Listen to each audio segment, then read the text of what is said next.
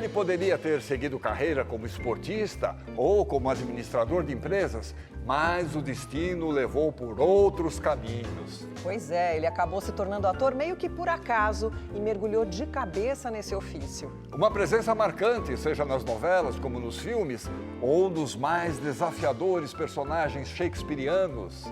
O nosso convidado de hoje é Tiago Lacerda.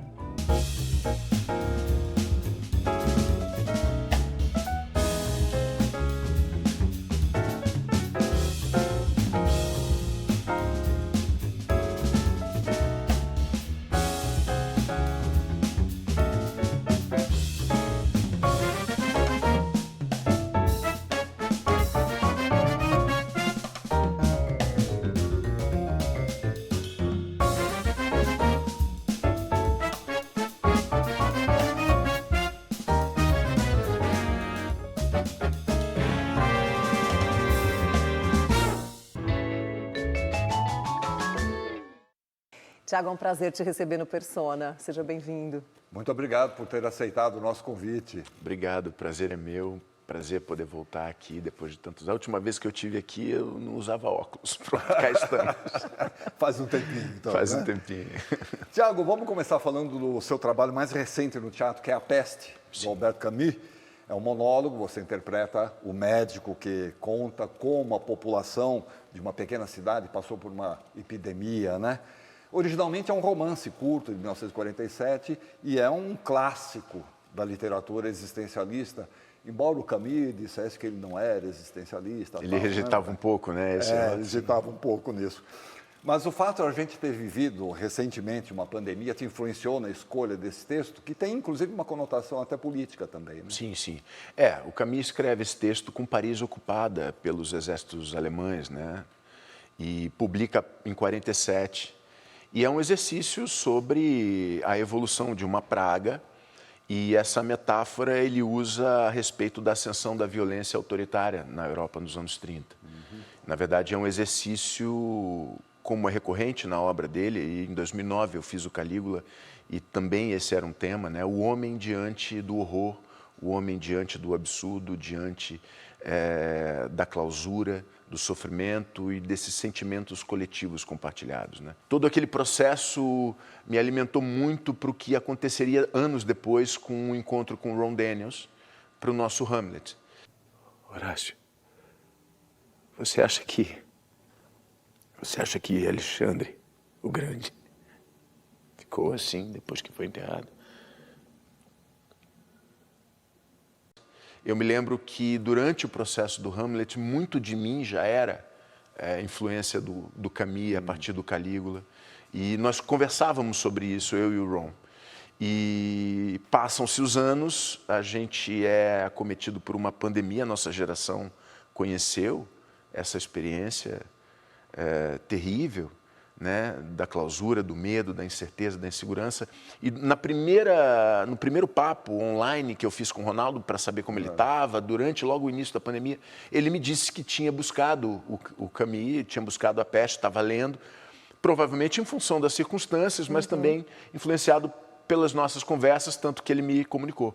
E assim fizemos, e no início do ano a gente decidiu trazer o espetáculo para o palco, porque afinal era isso, era preciso fazer, a gente tinha muita vontade de fazer, eu tinha uma urgência de fazer esse texto.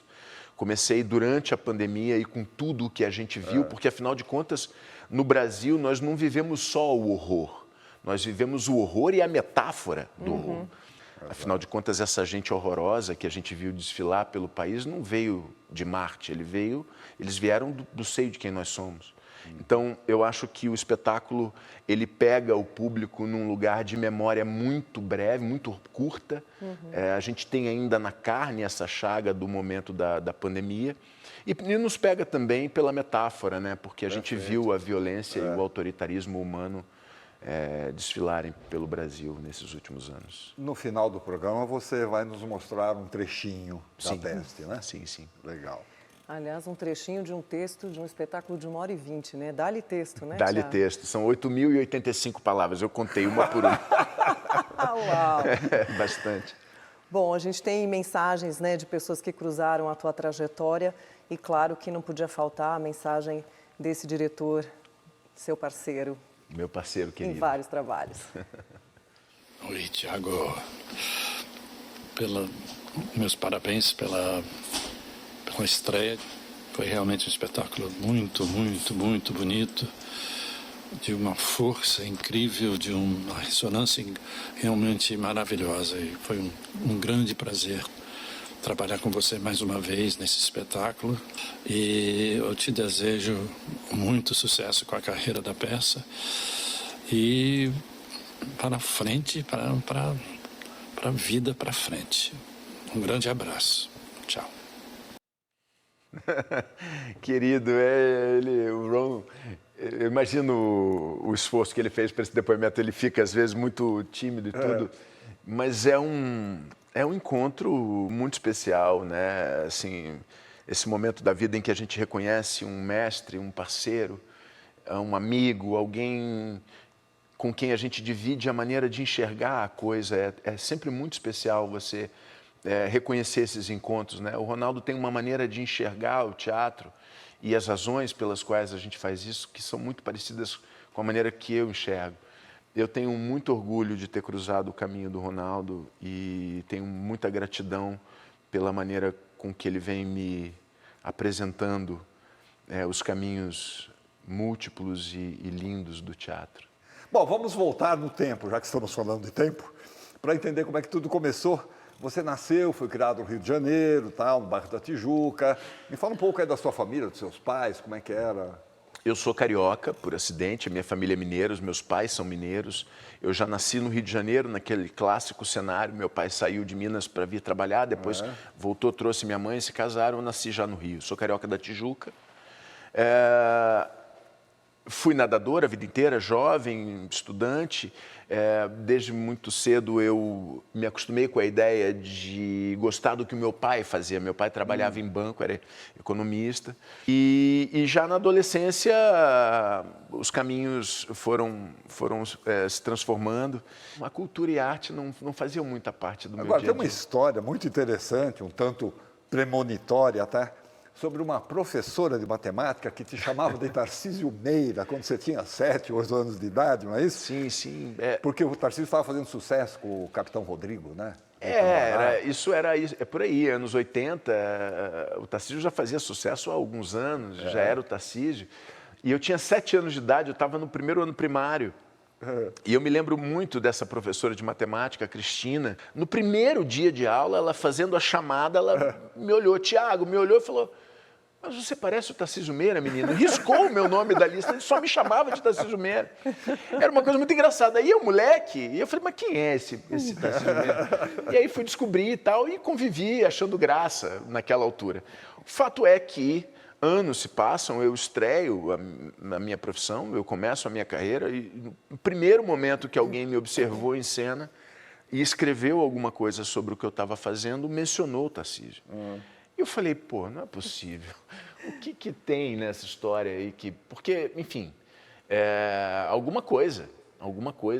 E você foi fazer O Tempo e o Vento depois, papel que o Tarcísio tinha feito. E aí é muito doido, porque desse primeiro momento em que as pessoas fizeram uma menção a nós, nunca mais deixaram de fazer uma menção a nós. Quase como se fosse necessário. Alguém dizer que tinha ali um rapaz que lembrava. E eu tratei de me proteger disso, porque não era justo criar essa expectativa, nem eu comigo mesmo, nem com o público. Mas a verdade é que era espontâneo, as pessoas falavam isso e eu, ok. Achava divertido e de uma certa maneira gostava, porque o Tarcísio é uma referência e sempre foi uma referência. O fato é que o tempo passa e, inevitavelmente, fizeram que a gente se encontrasse em cena. Nós fizemos 2 trabalhos, se não me engano, como pai e filho. O primeiro deles foi um trabalho do Manuel Carlos, lindo, e o Manuel adorava a gente junto. E ele escrevia sempre uma cena que virou uma tradição da novela. Assim, todo bloco tinha uma cena que eu levava um Nescau quentinho, um leite quente, com caramelo. Era uma receita que o Manuel Carlos gostava e me fazia servir o Tarcísio. E eu fazia aquilo com um prazer lindo. Então era só eu e ele, era pai e filho em cena, falando sobre circunstâncias que a obra do Manuel Carlos sugeria, do dia a dia das pessoas ali do Rio de Janeiro e tal. E eram sempre momentos lindos, era uma oportunidade que tinha eu e ele em cena. E tinha essa coisa do ritual, né, de cuidar dele, né, de acolher, era quentinho, era doce, então era tudo muito simbólico. Depois, minto, a primeira vez que nós fizemos um trabalho juntos, nós éramos rivais. Foi uma novela de fábula, era uma coisa de vampiros, e ele era o protagonista, eu era casado com a vampira, com aquela história clássica, e eu era o cara que o vampiro eliminava. A minha participação foi rápida, 5, 6 capítulos, mas foi um primeiro encontro com o Tarcísio, éramos adversários. Depois viramos pai e filho, e depois de novo pai e filho, mas antes disso eu fiz O Tempo e o Vento. E todas essas conexões, todos esses momentos me faziam lembrar da Cristina. Todas as vezes que eu estava com o Tarcísio em cena, eu me lembrava dela, quase como se fosse um espanto mesmo. Assim, mas como é possível? Como é possível essa mulher ter tido essa intuição, ou essa premonição, ou essa mágica, né? Porque ao pronunciar também, né, você movimenta um monte de coisas. Mas eu sempre me lembrei dela. E quando eu fui fazer O Tempo e o Vento, eu estava fazendo uma novela com o Tarcísio. Essa novela do pai e filho. E o Jaime me ligou e falou, cadê você? Eu falei, eu tô no camarim, tô fazendo sua novela, hoje tem cena, tô gravando. Ele falou, vem aqui na sala. Aí eu saí, eu estava sozinho no camarim, eu saí do camarim e fui na sala do Jaime. E aí ele me falou, sentei, ele falou, olha, acabei de desligar com o Luiz Fernando, acabei de comprar os direitos do Tempo e o Vento e você é o Capitão Rodrigo. E aí eu... Tia Cristina, na hora. Falei, gente, que mulher doida. Eu falei assim, meu Deus, eu fiquei num estado de euforia tão incrível, porque imagina o Capitão Rodrigo. E eu saio da sala do Jaime, e o primeiro ser humano que eu encontro é o Tarcísio. Eu não encontrei nenhuma pessoa nos corredores do Projac, eu não encontrei nenhuma pessoa nos jardins do Projac. A primeira pessoa que foi, eu entrei no estúdio para voltar para o camarim para trabalhar, e o Tarcísio já estava lá, sentadinho lendo. Eu e ele, só eu e ele. Aí eu falei, cara, e agora? Eu falo ou não falo? Eu falei, pô, não é à toa. Não é à toa que eu sou a primeira pessoa que encontra o Tarcísio. E aí eu falei, claro que eu tenho que dizer. Aí eu falei, Tarcísio. Aí ele, sem tirar o olho do livro, assim, fala o que houve? Aí eu falei, Tarcísio, preciso te contar uma coisa. Aí sentei do lado dele, aí ele fechou o livro e disse, fala. Aí eu disse, acabei de receber o convite para fazer O Tempo e o Vento. Aí ele deu uma pausa imensa, um silêncio imenso. Aí eu falei assim, meu Deus, o que ele está pensando? Ele vai ficar bravo, ele vai pá. E aí, depois de um tempo, ele falou assim, que bom, você vai fazer muito bem. Você está na idade de fazer, você vai fazer muito bem. Naquela época, eu não podia ter feito aquilo. Me enganaram, o Boni me enganou, o Paulo José me enganou. Eu falei, que isso, Tarcísio? Aquilo, não, eu já era mais velho e tal. Eu falei, Tarcísio, aquilo é definitivo, aquilo é antológico, é uma baita referência. Ele, sim, que bom que você gosta, mas tal, pá. E conversamos brevemente sobre aquilo tudo. Eu fiquei muito feliz de dividir com ele, assim. E a partir daquele momento, a partir daquele papo, eu decidi prestar uma homenagem ao Tarcísio. Eu não sabia de que forma eu faria, mas eu me comprometi em alguma medida do que eu fizesse ter uma referência direta ao Tarcísio. E eu acho que é meio inevitável olhar para mim em cena e não ter uma memória do Tarcísio pela própria caracterização, pelo próprio espírito do capitão que eu tentei preservar, sem perder a minha identidade, sem perder o que eu queria comunicar com o personagem, mas ao mesmo tempo era também essencialmente uma homenagem ao Tarcísio e à tia Cristina. Tiago, agora a verdade é que antes de você estrear na televisão, nem passava, né, pela sua cabeça a possibilidade de ser ator, né? Você já citou, né? Você foi atleta, né? Você se dedicou ao esporte e, aliás, que te rendeu várias medalhas. A gente produziu um quadro sobre isso, olha só. Desde os primórdios da humanidade, a natação era fundamental para a sobrevivência e para o deslocamento de nossos antepassados. As primeiras evidências de que já sabíamos nadar remontam a algumas pinturas rupestres de cerca de 7.000 anos. Com o passar dos séculos, a natação foi também uma forma de treinamento militar em civilizações como a grega e a romana. As primeiras competições esportivas documentadas da história ocorreram no Japão, em 1810. Mas foi na Inglaterra do século XIX que a natação começou a tomar forma, com padronizações e regras. Já na era moderna, com os adventos da fotografia, do cinema e, posteriormente, da TV, a natação competitiva se popularizou, transformando atletas como Mark Spitz, Michael Phelps, Ian Thorpe e Jenny Thompson em grandes ídolos internacionais. Por aqui, no final dos anos 90, Thiago Lacerda tinha em mente ser um nadador competitivo e ganhou inúmeras medalhas nesse esporte antes de mergulhar de cabeça na vida dos palcos e das telas, onde encontrou também seu merecido reconhecimento.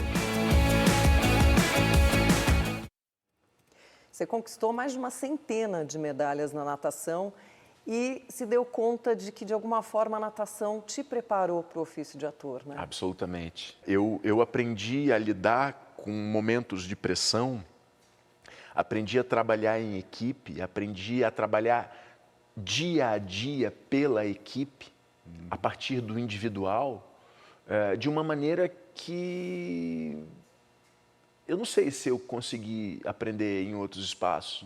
Então, eu me lembro que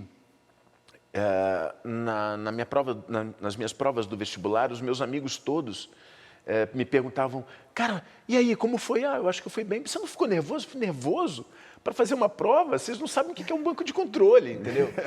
Vocês não sabem o que é você estar sentado num lugar com mais 7 caras, todos treinaram tanto ou mais que você, todos querem ganhar de você, e você passou o ano inteiro por aquele momento. Isso é ficar nervoso. Eu fui fazer um curso de interpretação para ser gerente de banco, porque eu era tímido.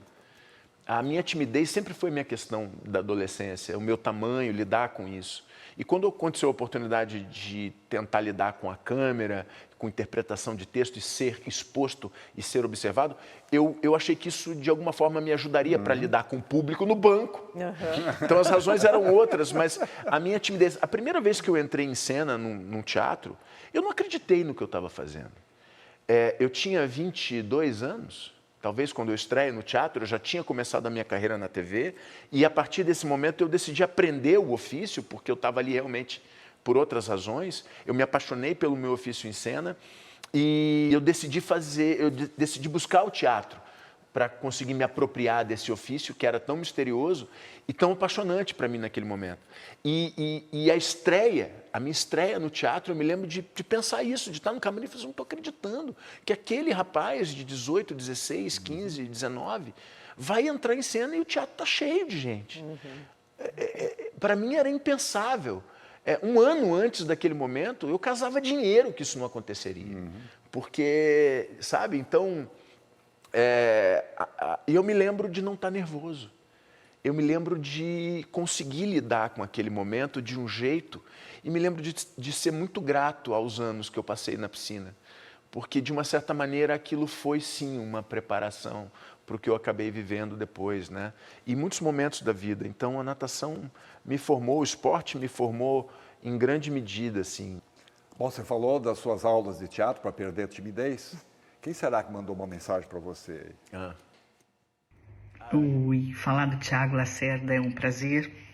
O Thiago foi um dos primeiros alunos de um processo muito novo na década de 90, né? O Estúdio Escola de Atores, ele surgiu como um processo de formação, uma necessidade de formação de atores para um veículo muito novo, que era o audiovisual e a televisão. O Thiago faz parte de uma das primeiras turmas e começou com a gente muito menino, com uns 16 anos. E ele foi galgando espaços e continuando com a gente um tempo no estúdio, até que eu me lembro do primeiro teste que surgiu, uma possibilidade. Ele não queria ser ator, ele queria só se desinibir. E aí ele não quero ser ator, foi trabalhar no shopping, estava trabalhando no shopping, no Rio Sul, e surgiu um teste para Malhação, que era um professor de natação. O Thiago tinha sido atleta de natação, então ele nadava muito bem. E eu disse, poxa, vamos lá. Eu fui no shopping, ele estava trabalhando de vendedor numa loja, eu peguei o Thiago e disse, Thiago, esse teste é para você, é um personagem pequeno, você vai começar com calma, não fica nervoso, vamos embora. E aí, desse teste surgiram outros personagens, surgiu Hilda depois, eu apresentei ele ao Guilherme, e a vida do Thiago está nesse rumo maravilhoso até hoje, e é uma pessoa que eu tenho muito carinho até hoje e considero muito, e acho que está com um brilhante, né, futuro pela frente. Tem muita história para ele construir ainda, ele é muito dedicado, muito amoroso, e isso é muito importante. Um beijo, meu lindo. Tchau. Então, Sonara, na verdade, eu trabalhava no shopping, mas eu me lembro de receber um telefonema dela numa aula de cálculo. Eu estava na faculdade quando ela me ligou. E eu me lembro de dizer, não posso falar agora, estou numa aula de cálculo. Eu desliguei, no intervalo eu liguei para ela. Ela falou assim, vem fazer um teste. Eu falei, não, eu tenho prova semana que vem, tenho que estudar. Não, ela insistiu para que eu fizesse o teste. Eu fui. Fui porque ela insistiu. E passei. E, de fato, assim, naquela altura, o que eu queria era um emprego, era ganhar uma grana, levar minha namorada ao cinema, comer um sanduíche, saca?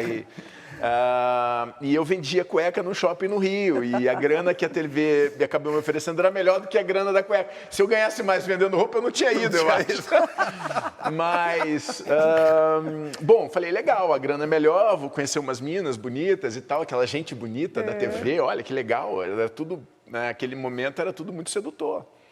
E eu fui por isso, por razões menores, frívolas, e me apaixonei em cena. Porque do telefonema até esse momento da cena, muita coisa aconteceu. Eu fui na TV, fiz outro teste, aquele teste era um teste inicial. Podia não ter acontecido. E aí eu fico pensando assim, tudo é tão, sabe? Eu me lembro de pensar muito nisso, eu falei assim, mas vem cá, eu não pedi para estar aqui, eu não insisti com nada, eu não tomei exatamente um movimento concreto nessa direção. A vida me trouxe até aqui, eu não posso estar errado, sabe? Tem alguma coisa para mim nesse caminho. E eu entendi muito cedo que o meu papel era me dedicar, era aprender de fato sobre esse ofício tão incrível que é, né, contar histórias. Bom, e aí você se aprofundou e a gente vai falar mais sobre isso no próximo bloco, pode ser? Combinadíssimo. Voltamos já com Thiago Lacerda.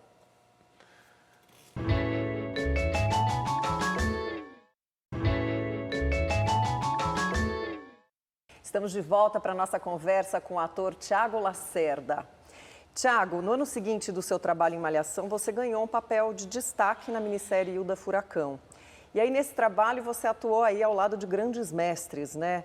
Paulo Altran, Valderias de Barros, o Mário Lago, né? Deve ter sido um grande aprendizado para você e para alguns deles, assim como o Paulo Altran, quase que uma perseguição, né? Foi. Então, é importante dizer que quando eu comecei na Malhação, eles tinham um plano para a gente. E, circunstancialmente, o que a gente começou a fazer não funcionou. Então, eu fiquei um ano contratado pela emissora, mas eu só fiquei no ar 2, 3 meses, porque eles precisaram trocar. Enfim, por uma circunstância não funcionou. Então, eu fiquei um tempo contratado sem trabalhar e falei, bom, foi ótimo a minha aventura na televisão, a minha carreira durou 2 meses e, bom, ok. Só que eu falei, não, assim, realmente eu estava apaixonado e interessado em fazer, mas aquele produto, aquela oportunidade não seguiu, ela foi abreviada. E a Sonara me apresentou o Guilherme Abreu, que é meu agente até hoje, que trabalha comigo, somos parceiros há muitos anos, entre todas as dificuldades que uma relação nesse lugar sugere, somos longevos nessa parceria, e o Guilherme me criou a possibilidade de um primeiro teste, depois daquele prólogo, porque afinal, Malhação foi, no final das contas, um prólogo mesmo para mim, né? E esse teste da Hilda Furacão foi o teste que principia a minha carreira, eu considero a partir que foi o primeiro personagem de verdade, né? Algo que começou e terminou e tudo mais. E nesse meio tempo, eu também não tinha vínculo mais com a emissora, né? Nós filmamos a Ilda Furacão, terminou meu contrato e eu fiquei à deriva, sem saber o que ia acontecer, se aquilo ia prosseguir. Ao mesmo tempo, eu fui levando a faculdade junto, eu levei a faculdade até Terra Nostra, eu tinha muita insegurança do que seria dessa carreira que eu vislumbrava naquele momento. Eu tinha muita insegurança da minha não formação, eu não sabia, sempre soube que era um meio muito competitivo e eu não tinha muita segurança se aquilo que eu estava fazendo ia seguir, ia ter sequência. Uma das coisas que eu comecei a fazer para aprender, além de ler, além de ver tudo que eu podia, eu comecei a ir a todas as peças, eu comecei a ir a todos os filmes em cartaz, eu comecei a ler tudo que eu podia, eu entrava nas livrarias e saía com autores, saía com Nelson Rodrigues, saía com Stanislavski, saía com Boal, saía com tudo que eu podia consumir a respeito do ofício, eu ia tentando, né, de um jeito meio estabanado, mas ia consumindo. Todas as revistas, todas as mensagens, acumular informação, conhecer de tudo, me interessar por todas as áreas, eu comecei a me apropriar. E uma das coisas mais polêmicas que eu fiz foi começar a perseguir pessoas. Eu comecei a perseguir pessoas que eu admirava. E eu falei assim, cara, eu preciso aprender a fazer isso. Só que fazer isso, para mim não era só dizer o texto, para mim não era só aprender a como dizer o texto, era também entender o ofício de uma forma mais ampla. E eu me dei conta que eu estava trabalhando com Paulo Autran, com Mário Lago, com Guilherme Caran, com Ana Paula, com a Débora Duarte, com a Valderez de Barros. Eu falei, bicho, é com essa gente que eu vou aprender, se não for... E o Paulo é um personagem muito especial, porque o Paulo virou meu objeto de psicopatia. Eu olhava os dias do roteiro da semana que o Paulo gravava, e mesmo que eu não gravasse, eu ia para o Projac, e meia hora antes dele eu chegava, chegava sempre 15 minutos, mas eu sentava na portaria do Projac e esperava o Paulo entrar. Eu ficava sentadinho, quietinho, ele entrava e eu ia seguindo, onde ele ia, eu ia, olhando, cumprimenta as pessoas, ele está fumando, não sei o que, ele entra, ele lê, troca de não troca de roupa, vai no estúdio, ensaia, não ensaia. E, de fato, durante muito tempo eu fazia com o Mário Lago também. O Mário, eu voltava com o Mário, a gente filmava eu da Furacão no Alto da Tijuca. E o Mário morava no Rio Comprido e eu morava no finalzinho da Tijuca, então era caminho. Voltava na van, eu com 20 anos, e o Mário Lago sozinho. E eu dizia, meu Deus, eu estou tendo a chance de estar no mesmo lugar que esse homem, que tem essa história, que tem essa carreira, que é quem é, rádio, música, ator, poeta, jornalista. E aí a gente conversava, eu nem me lembro exatamente das conversas, mas eu ficava falando qualquer coisa, e ele gostava, então eu tive essa oportunidade, eu tive a chance de cruzar com pessoas que me ensinaram muito sem que elas saibam disso, né? E mesmo em Terra Nostra, quando chega a Terra Nostra, as coisas mudam também de um outro ponto de vista. Com relação ao Terra Nostra, que você já está puxando esse assunto, você foi atrás de fazer esse teste, né? Eu me lembro de ouvir pelos corredores que a TV Globo ia fazer a novela do século. Eles iam reeditar pela primeira vez na casa a parceria do Pantanal, que tinha sido um sucesso na Manchete, que era o Jaime Monjardim e o Benedito Rui Barbosa. Porra, imagina, um menino apaixonado, ouvindo que os caras vão fazer a novela do século. Eu falei, que legal seria participar desse momento. E Ana Paula Arósio, o Antônio Fagundes, Raul Cortez, um elenco que eu dizia, meu Deus. Um belo dia, eu saio mais cedo do estúdio e eu me lembro de estar passando na catraca do Projac e indo embora. Eu estava indo para casa, acabei meu dia, eu vou para casa, ia dar um mergulho na praia, eu acho. E aí falei assim, não, peraí, eu vou voltar. Aí voltei na catraca, perguntei para o segurança, onde é que é a produção da próxima novela das 8? É ali e tal. Eu fui, entrei, bati na porta. Quando eu abri, as pessoas estavam se mudando, estavam chegando. Aí eu falei, boa tarde, quem é a produtora de elenco? Aí a menina que estava com a caixa na minha frente falou assim, sou eu. Aí eu falei, boa tarde, eu sou o Tiago, eu faço a novela das 6, eu fiquei sabendo que vocês vão fazer uma novela muito legal.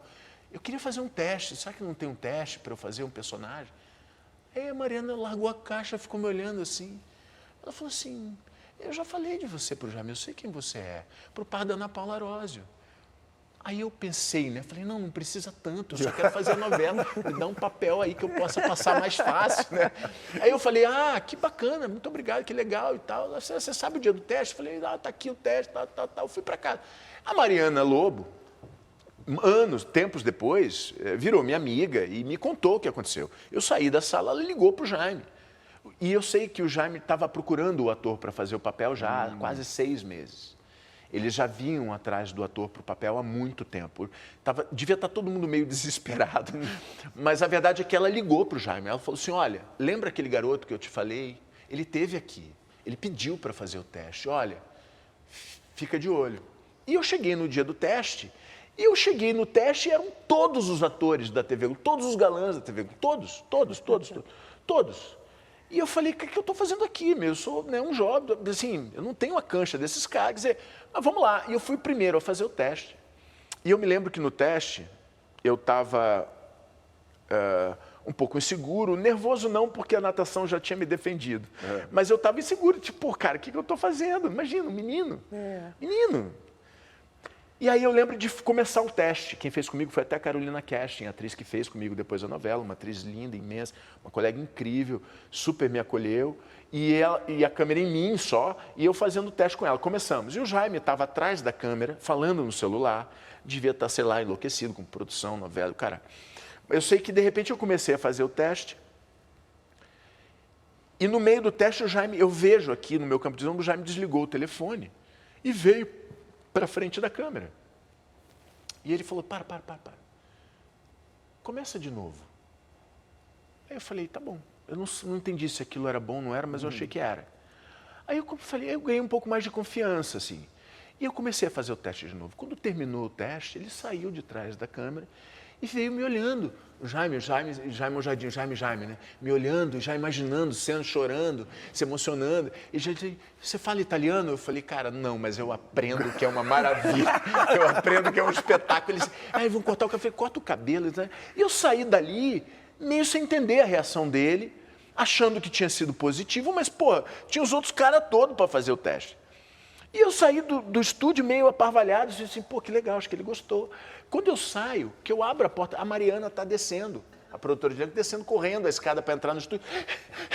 Ela veio, parou na minha frente assim, ó. Aí eu olhei para ela, eu falei, oi, Mari, ela, tá tudo bem? Eu falei, eu acho que sim. Já terminei, estou indo, beleza. Tá, qualquer coisa eu te ligo. Ficou me olhando estranho. E entrou, e eu fui embora. Aí eu estava com meu pai, eu saí com meu pai para tomar um café, meu pai tinha ido me levar no teste, uma coisa assim. E aí, estou com meu pai, toco o telefone, era ela. Falei assim, olha, o Jaime quer te ver agora, você vem aqui. Eu falei, estou indo para aí. E aí, entrei para fazer a novela. E aí, enfim, tive muito pouco tempo para me preparar. Eu sabia que era a oportunidade da minha vida, eu sabia que era a grande chance que a carreira estava oferecendo para mim. E eu sabia que só dependia de mim, na verdade, né? E eu usei toda essa disciplina, né, das piscinas, esse compromisso, esse foco, essa vontade que eu tinha de aprender. Eu joguei tudo em Terra Nostra, eu fui com tudo, assim, eu estava absolutamente inteiro. Mas o encontro com a Ana Paula, né? O encontro com a Ana Paula é um desses momentos de privilégio, assim. Foi uma conexão linda, uma coisa que a gente conseguia transportar para a tela. Né? O casal era um escândalo, a história fez um baita sucesso, de fato a novela era uma coisa inacreditável. Os primeiros 70 capítulos da novela eram um luxo, um escândalo. Os primeiros 15 capítulos eram de blockbuster, assim. E a gente se conectou. E isso estava no ar. E o Jaime muito envolvido com a gente também, o diretor. E eu acho que todo o elenco acabou orbitando em torno dessa sinergia que a gente criou, desse carisma que a gente tinha junto, né?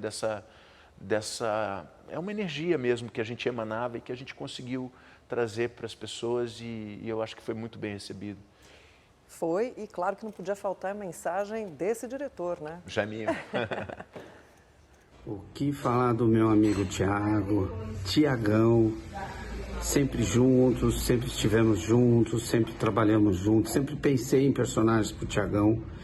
Ele é uma pessoa incrível, que eu tenho o maior carinho, o maior amor, é meu amigo, independente de qualquer coisa. Mas eu acho que a gente teve histórias lindas, né? Começar por Terra Nostra, que a gente fez um trabalho maravilhoso. Nunca mais vou esquecer daquelas cenas na ponta do barco, né? Foi lindo. E depois a gente fez tanta coisa juntos. Viver a Vida e tantas coisas. A Casa das 7 Mulheres, Garibaldi. Então é isso, Tiagão. Você sabe que eu amo você, que você é uma pessoa muito importante para a televisão, para o cinema, para as séries. Então, com certeza estaremos sempre juntos. Até já, meu amigo. Beijo. Então, cara, o Jaime é um parceiro. O Jaime me deu Terra Nostra, né? De presente. O Jaime, porque fica nesse lugar da confiança, fica nesse lugar do respeito, do carinho, do comprometimento mútuo. Eu tenho muita alegria de ter cruzado o Jaime e de ter, pelas mãos dele, me encontrado com personagens que eu trago comigo e vou levar para sempre. Bom, mas aí, como você já mencionou, a sua estreia foi na TV e depois você estreia no teatro. Sim. Mas olha só quem abre esse assunto para nós. Eu tive o privilégio, a honra de dirigir o Tiago na estreia dele no teatro, né? A primeira vez que ele subiu no palco foi no Teatro Maison de France, no Rio de Janeiro, numa peça chamada No Círculo das Luzes, do Doc Comparato. Uma peça muito especial que discute a relação entre drama e comédia. O Tiago fazia o Racine e o Pepe, Pedro Paulo Rangel, fazia o Molière. Então era aquele embate entre a alta cultura representada por Racine, as letras francesas, e o popular Molière, né? Isso está no cerne da nossa vida no teatro. O que é mais importante? O entretenimento ou a cultura? Quando os dois podem casar é muito melhor, né? Então, essa peça era uma peça que já demonstrava o gosto do Tiago pelos textos que dizem coisas, que falam coisas, que ajudam as pessoas a refletir, a pensar, a estudar, a buscar um interesse maior na vida. O Tiago é um ator muito especial. Ele tem o punch do ator de teatro, é uma pessoa muito bonita, muito carismática e extremamente talentosa. O Tiago é da realeza do nosso teatro. Eu tive um imenso prazer nesse encontro e nunca esqueci mais. Não fizemos outras coisas depois por conta de tudo, né? De tudo da vida, mas eu ainda não desisti, não. Viu, Tiago? Querido. Cara, então, Ulisses Cruz, né? Foi ele que topou essa armadilha de me estrear, né, no teatro. Então, em Terra Nostra, tudo se consolida. Eu tinha 3 anos de carreira, eu tinha uma obsessão que era aprender o ofício. Com a bola rolando, eu sabia dos riscos que eu enfrentava, de como eu estava exposto aos leões, né? Assim, eu tive muita generosidade, não só do público, mas de todas as pessoas em torno do meu ofício, a imprensa, os diretores, os colegas, eu tive muito acolhimento. Porque, de fato, eu era um menino tentando aprender com a bola rolando. E quando eu decidi que Terra Nostra era o momento em que eu precisava fazer as minhas escolhas, eu tranquei a faculdade e decidi fazer teatro. E eu não me lembro exatamente de que forma o texto chega para mim, talvez o Doc Comparato tenha trazido o texto para mim. Acho que foi o Doc que me diz, olha, eu olhei e vi Ulisses Cruz, eu falei, cara, se eu preciso aprender, um cara como Ulisses tem toda a condição de me apresentar esse ofício por essa ótica profunda do teatro. E eu procurei o Ulisses, falei assim, olha, o Doc me convidou e tal, que ótimo, vamos lá, eu gosto de você. Eu falei, só tem uma coisa, eu preciso ser honesto com você, eu não sei fazer isso. Eu topo, mas eu preciso de pessoas ao meu redor que compreendam o que significa isso. E eu quero saber se você está afim de me ensinar, se você topa me ensinar. Porque você é um diretor incrível, você tem a sua carreira, você tem uma história no teatro. Não sei se te interessa ensinar um menino, sabe, o beabá, porque de fato. E ele imediatamente aceitou. Sou muito grato ao Ulisses por isso. Jamais me esqueço desse momento em que eu tive a generosidade dele de topar, pegar na minha mão, porque foi isso que aconteceu. E com o Pedro Paulo Rangel, um desses colegas lindos que a gente encontra e que é, de novo, uma sensação, pô, eu trabalhei com o Pepe, eu comecei a minha carreira no teatro tendo a chance de olhar para o Pepe e falar, Pepe, e aí ele? Né? Ou então, não, vem cá, deixa comigo. Então, assim, as pessoas que cruzaram o meu caminho me trouxeram tanto, me ensinaram tanto e viabilizaram eu poder chegar tão longe nessa carreira linda e que eu aprendi a amar, a respeitar. Obrigado, querido. Também não desisti, não. Um dia a vida reconecta a gente. Vamos lá. Bom, você mencionou o Giuseppe Garibaldi, né? Que é o general conhecido como o herói de 2 mundos da minissérie A Casa das 7 Mulheres. É um personagem que já te interessava muito antes de você fazer a minissérie, né? De novo a minha conexão com o Jaime. O Garibaldi é um personagem, eu acho que de todos, talvez seja o que é difícil dizer pra caramba isso, mas é um personagem que ocupa um lugar muito especial, porque foi em Terra Nostra, 3 anos antes, que eu voltei ao Garibaldi. Na verdade, nos meus estudos para Terra Nostra, naquela imersão que eu tive obsessiva com as coisas da Itália, naquele período de 25 dias que eu tive até começar a gravar, né, de passar no teste até começar a filmar, eu tive 25 dias. E nesse período, uma das coisas que eu investiguei foi a história da imigração italiana no final do século XIX para o Brasil, porque afinal era disso que se tratava a novela. Eu não fui só para a tarantela, para a língua, ou para a música, eu fui me aprofundar na história da Itália, a história da Itália antes de unificação. E nesse momento eu me encontro com o nome Garibaldi, e eu me lembrei da Anitta. Falei, Anitta Garibaldi, como é que é isso mesmo? Quando eu fui ver, eu falei assim, cara, que personagem é esse, bicho? Não é possível que esse cara fez isso. E um dia toca o meu telefone e o Jaime diz, cadê você? Eu falei, tô aqui. Ele, tem um personagem, tá rolando uma história, uma minissérie, um personagem que acha... Você já ouviu falar num cara chamado Giuseppe Garibaldi? Aí eu falei, pô, você tá de sacanagem. Eu nunca te falei, eu te falei alguma coisa? Ele falou o quê, meu? Esse dia falou o quê, meu? Eu falei, eu nunca te falei nada sobre o Garibaldi. Ele falou, não. Eu falei, então abre a porta que eu tô chegando. E eu desliguei o telefone e fui direto para o Projac, sentei na sala dele e dei uma aula para ele. Falei assim, eu vou te contar quem é o Garibaldi. E eu comecei a contar tudo o que eu sabia sobre o Garibaldi. E como aquilo tinha entrado na minha vida em Terra Nostra com ele, Jaime, e ele não sabia que aquilo tinha virado um hobby. E sem saber, ele traz de novo a Cristina, de novo... Tudo. A maneira como as coisas são.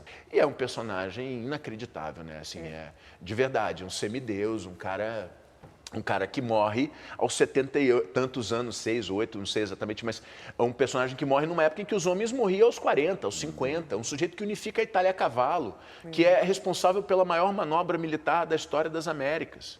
Né? Ele reproduziu uma manobra que Marco Antônio tinha feito no Egito. E não podia faltar a mensagem da sua parceira de cena, né? Oi, Tiago Lacerda. Oi para você. Um beijo para você, um beijo para todo mundo que está nos assistindo agora. Como falar de você, meu querido amigo, meu parça. É assim que você chama a gente, né? Meu parceiro querido. Meu primeiro trabalho foi contigo. Eu tive o privilégio de contracenar assim bem pertinho. E a gente fez esse casal lindo que é a Manuela e o Garibaldi. Meu primeiro trabalho, eu estava super nervosa. E você ali generosamente me ajudando, como você é, né, Tiago? Você é essa pessoa alegre, gentil, generosa, que está pronta sempre para ajudar todo mundo. Muito obrigado. Muito obrigado, muito obrigada. Eu sempre te agradeço, vou sempre te agradecer, porque esse momento nosso foi muito especial. Eu me lembro das nossas trocas nos bastidores, das nossas conversas, o quanto a gente dividia, né, as nossas angústias e as nossas diversões ali juntos, e o quanto a gente fez tão lindamente esse trabalho, o quanto eu carrego a Manuela e o Garibaldi, porque não dá para falar da Manuela e não falar do Garibaldi, né? Porque foi um casal muito emblemático, e o quanto eu carrego isso, assim, num lugar muito especial meu. A gente depois fez vários outros trabalhos juntos, mas eu não posso deixar de citar esse, porque esse foi o meu primeiro. Muito obrigada, parabéns pela sua carreira maravilhosa. Já te vi no teatro, já te vi na televisão, já compartilhei de vários momentos com você e é só orgulho. Parabéns, meu amigo, meu parça, meu querido. Um beijo pra você. Me chamo Giuseppe Garibaldi. Eu sei. Eu sei.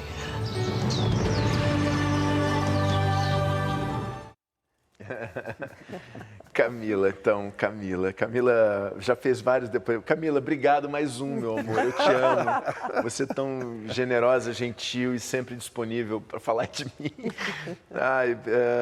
Sempre que alguém lembra de uma parceira para fazer algum comentário, sempre vai na Camila, eu fico sempre muito feliz, porque, de fato, nosso encontro foi muito especial. Eu não entendo o que eu faço de outra forma. O que a gente faz só existe se houver generosidade e troca. Eu não acredito nessa coisa de cada um faz o seu e vamos nessa. Né? Acho que cada um faz o seu, mas com a intenção definida de ser junto, de ser em colaboração. Camila tem um humor que eu amo, ela dá o tchau, eu já sei qual é o subtexto do tchau, e a gente tem muita conexão, eu amo muito, uma atriz incrível, que bom que a televisão achou ela, eu já me trouxe ela para estar com a gente, tenho saudade da Camila. Forte, né? Oi? Criou um vínculo forte. Né? Um vínculo muito forte, eu tenho saudade da Camila em cena, e, enfim, uma atriz que eu amo. Bom, Tiago, a gente vai para mais um breve intervalo e na volta a gente fala de outros trabalhos teus, pode ser? Claro. Voltamos já com o Tiago Lacerda.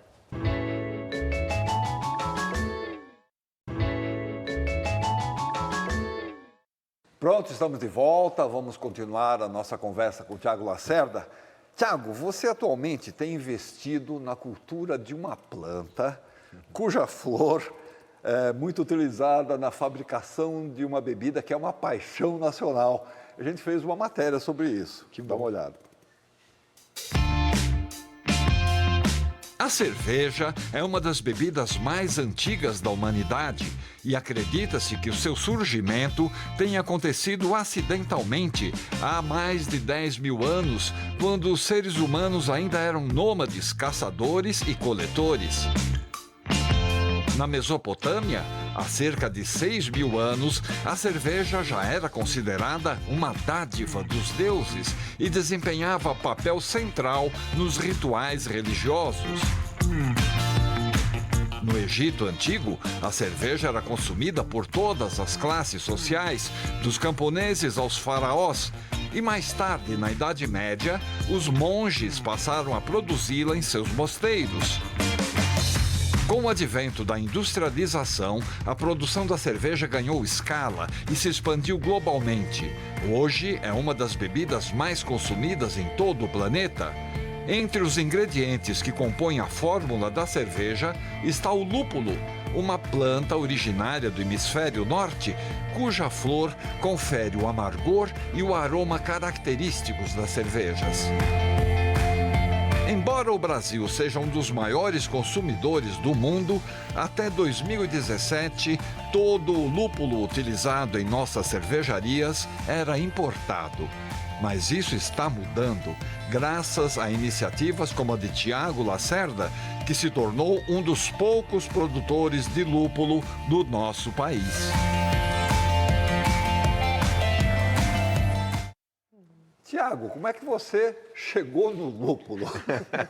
Então, não, eu sou malandro, eu só faço o que eu gosto, né? Então, assim, o lúpulo foi uma situação também da pandemia.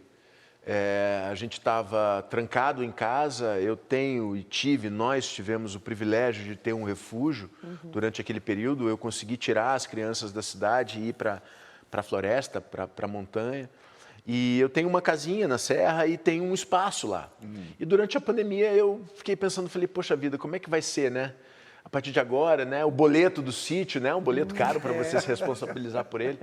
E aí eu falei, bom, preciso ter alguma ideia, esse lugar é tão especial, eu tenho um pouco de espaço. Eu comecei a me interessar em pesquisar coisas que eu poderia trazer para ali.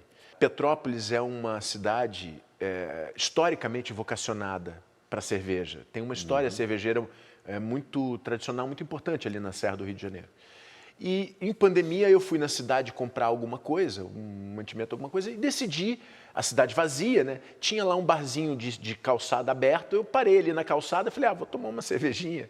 E tô parado aqui sentado na calçada, e aí numa mesa do lado tinha mais uma pessoa no lugar. Numa mesa assim, lá longe tinha outro cara, também à distância. E aí o cara me reconheceu, puxou um assunto e comecei a falar, eu sou mestre cervejeiro aqui em Petrópolis. Então, interessante, você está em Petrópolis, um lugar cervejeiro, mestre cervejeiro. Pois é, o pessoal está plantando agora lúpulo. Eu falei, como é que é? O pessoal está plantando lúpulo? Como é que vocês fazem com a matéria-prima? Ele, a matéria-prima da cerveja é 100% importado. Aí eu falei, peraí, a gente está num Brasil que é um grande consumidor, um grande produtor, e 100% da matéria-prima é importada e tem gente fazendo aqui, que boa ideia, tá bom. Eu voltei para casa com isso, eu falei, cara, eu comecei a pesquisar e vi que, de fato, algumas pessoas estavam começando com lúpulo no Brasil. E comecei a pesquisar sobre o cultivo e sobre a planta. 5 meses depois, isso era só uma ideia que ficou por ali. 5 meses depois, a gente já começando a vislumbrar a vacina e tudo mais. Estou na oficina, fui levar meu carro na oficina, o meu mecânico vira, deixa eu apresentar um amigo meu aqui, um garotão que estava ali. Disse, isso é o fulano. Falei, fulano é isso, fulano é aquilo. Prazer, conversa vai, conversa vem. Eu estou aqui, uma casa, fiz uma pousadinha e resolvi plantar lúpulo.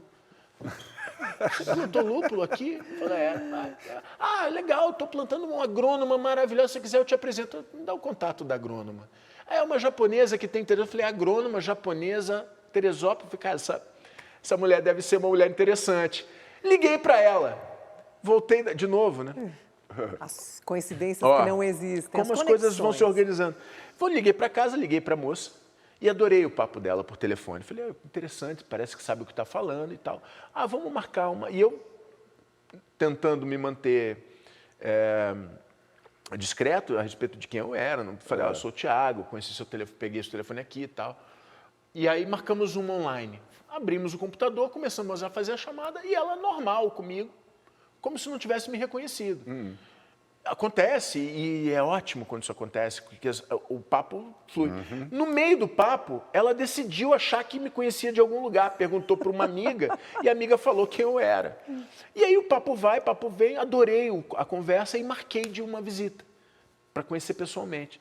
Pessoalmente conheci a Tereza Yoshiko, que é essa agrônoma, uma grande parceira, uma mulher que eu tive a felicidade de encontrar e que me deu essa segurança. Então, a partir desse encontro, eu falei, não, tá aí, com você eu topo. E, de fato, a Tereza é uma mulher muito importante, tem um trabalho muito sério em relação ao lúpulo já desde 2018 aqui no Brasil, e tem me ajudado. E o trabalho agora ficou uma coisa séria, porque a gente já está há 2 anos da lavoura plantada. Era inevitável pensar em fazer uma cerveja a partir dessa coisa. A proposta é uma lavoura caseira, é o quintal da minha casa. As crianças plantaram comigo aquelas mudas. As crianças, quando tem colheita, colhem. Então, a ideia é a gente fazer tudo em torno desse lugar, né, de intimidade, de forma limpa, responsável. A gente procura um manejo orgânico para tentar provocar uma cultura sobre o lúpulo no Brasil. Então, é inevitável que a gente pense numa cerveja, mas uma cerveja feita assim, em casa, pelas mãos da gente, uma colheita manual, uma colheita que tem responsabilidade com o que está sendo preparado, né, para entregar uma boa cerveja, uma cerveja com a qualidade que a gente espera quando a gente quer beber e para quem gosta e tudo mais. Então, hoje é uma atividade que eu tenho em casa para ser tratada de um jeito e que te íntimo. dá muito prazer, pelo jeito. E que me dá muito prazer, e para algumas outras pessoas com quem eu compartilho também esse... E que quando chegar na cerveja a gente quer provar, né? Por favor, para a gente ter prazer junto nessa ideia do lúpulo. Vamos lá. Bom, Thiago, o programa está chegando ao fim, mas foi um prazer te receber, foi um passeio aí maravilhoso pela sua trajetória. Mas, como a gente já falou lá no começo, né, a gente queria pedir para encerrar essa nossa conversa com um trechinho de A Peste, pode ser? Claro, com o maior prazer. É um prazer estar aqui, voltar e esse papo maravilhoso que a gente teve. Obrigado, Tiago, por ter participado do nosso programa. Foi muito bom conhecer as tuas reflexões, o teu pensamento sobre o seu ofício, sobre o teatro, a TV, o cinema e também sobre a cerveja. Tá? Muito obrigado. Obrigado. Muito obrigado a todos também que acompanharam o nosso programa. A gente volta na semana que vem. Lembrando que quem quiser rever ou recomendar nosso programa é só acessar a página no YouTube. E a gente se vê no próximo domingo. Até lá. E ficamos com o Tiago Lacerda. E foi precisamente nesse momento que o Dr. Bernard Rieu decidiu redigir esta narrativa que termina aqui. Para não ser daqueles que se calam, para depor com uma certa reserva em favor das vítimas da peste, para deixar ao menos uma lembrança da violência e da injustiça que lhes tinham sido feitas. E para juntar-se aos homens e às mulheres, seus concidadãos, nas únicas certezas que eles têm em comum: o amor, o sofrimento e o exílio. E para dizer simplesmente o que se aprende no meio dos flagelos, que há nos seres humanos mais coisas a admirar que a desprezar. No entanto, Rieu sabia que essa não poderia ser a crônica da vitória definitiva. Na verdade, ao ouvir os gritos de alegria que vinham da cidade, ele sabia que aquela alegria estava sempre ameaçada, porque Rieu sabia o que a multidão eufórica ignorava, que o bacilo da peste não morre nem desaparece, nunca. Ele pode ficar por dezenas de anos adormecido nos móveis, nas roupas, espera pacientemente nos quartos, nos baús, nos lenços, na papelada, nos porões, nos esgotos. E Rieu sabia também que chegaria talvez o dia em que, para a desgraça e ensinamento dos homens, a peste acordaria seus ratos e os mandaria morrer numa cidade feliz. A Peste, Albert Camus.